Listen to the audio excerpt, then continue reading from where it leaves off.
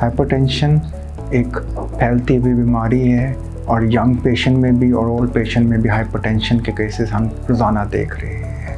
Hypertension की definition ये है कि आपका ब्लड प्रेशर 140 ऊपर वाला और 90 से नीचे वाले अबव हो और एक रीडिंग ना हो बल्कि एक हफ्ते तक या मुख्तलिफ दिनों तक आपका ये प्रेशर इतना ही आए, तो इसको हाइपरटेंशन बोलते हैं।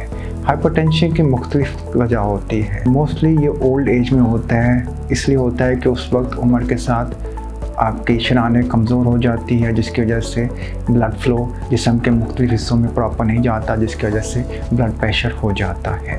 मोस्टली इन पेशेंट में जो ओल्ड पेशेंट होता है उनमें ऊपर वाला ब्लड प्रेशर ज़्यादा होता है एज़ कम्पेयर टू नीचे वाला, तो इसको हम सिस्टोलिक हाइपरटेंशन कहते हैं जो ओल्ड पेशेंट में होता है। यंग पेशेंट में ब्लड प्रेशर कॉमन नहीं है, लेकिन जब भी यंग पेशेंट में ब्लड प्रेशर होगा तो नीचे वाला ज़्यादा होता है एज़ कम्पेयर टू ऊपर वाला, इसको डायस्टोलिक हाइपरटेंशन कहते हैं।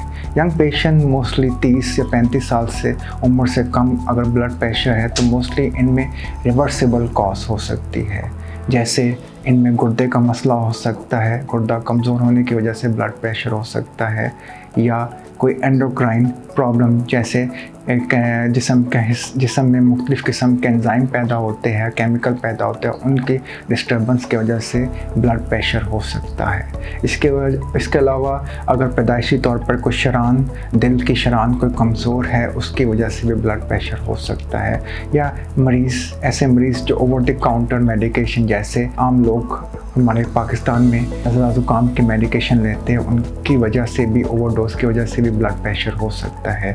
इसके अलावा जैसे नशा करने वाले लोग कोकेन, चर्स वगैरह, उनमें भी हाइपरटेंशन हो सकता है। इसके अलावा और बहुत सी वजह है। यंग पेशेंट में जब भी ब्लड प्रेशर होगा तो उसको एवेल्यूएट करना ज़रूरी है, क्योंकि ये मोस्टली रिवर्सिबल होता है। कॉज फाइंड करके अगर हम उसका इलाज करें तो पेशेंट का ब्लड प्रेशर भी ठीक हो जाता है और रिवर्सिबल हो जाता है। ओल्ड पेशेंट जो 50 या 50 से ऊपर होते हैं उनमें, जैसे मैंने आपको पहले बताया कि शरानें कमज़ोर हो जाती है, जिसकी वजह से ब्लड प्रेशर होना शुरू हो जाता है।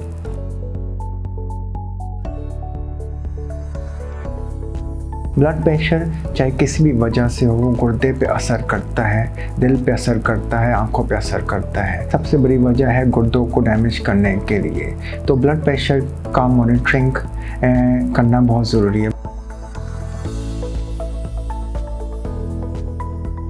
ब्लड प्रेशर के सिम्टम्स में सबसे इम्पोर्टेंट सिम्टम्स हेडेक है, सर में दर्द होना। सर में दर्द होना ज़रूरी नहीं ब्लड प्रेशर की वजह से हो, इसमें आंखें कमज़ोर होना, कॉन्स्टिपेशन होना भी है। लेकिन अगर परसिस्टेंट ब्लड प्रेशर रहता है तो सर दर्द रहता है तो आपको ब्लड प्रेशर चेक करना चाहिए ताकि उसका इलाज प्रॉपर हो सके।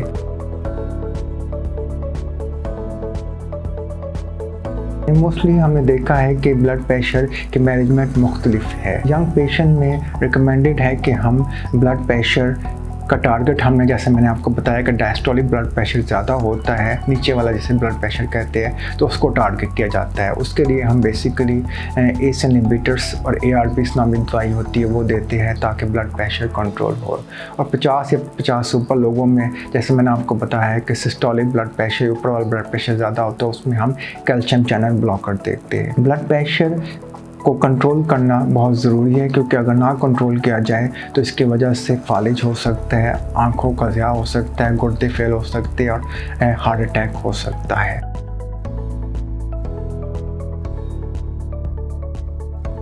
ब्लड प्रेशर की वैसे जनरल मैनेजमेंट ये है कि हम अगर जिन मरीज़ों को ब्लड प्रेशर है कि वो नमक का इस्तेमाल कम करें। जो रिकमेंडेड है WHO और KDOGI गाइडलाइन के मुताबिक कि आप 2 ग्राम से कम नमक खाएं पूरे दिन में। इसके अलावा ये है कि आप दर्द की दवाइयाँ ना लें। इसके अलावा ये है कि आप पोटेशियम इनटेक बढ़ाएं। जिनको इनिशियली ब्लड प्रेशर, जैसे केला, किन्नू, माल्टा, ये देखा गया कि जिनका पोटेशियम इनटेक बढ़ता है उनमें ब्लड प्रेशर बेहतर हो जाता है। ब्लड प्रेशर को मॉनिटर करना और उसका इलाज करना बहुत ज़रूरी है, क्योंकि इन फ्यूचर अगर आप इसको अनट्रीटेड रखेंगे तो पूरे जिस्म पे अफेक्ट करेगा, स्पेशली गुर्दे और दिल पे, जिसके इफ़ेक्ट काफ़ी ख़राब हो सकते हैं और पेशेंट डायलिसिस पे भी और गुर्दों का मरीज़ भी बन सकता है।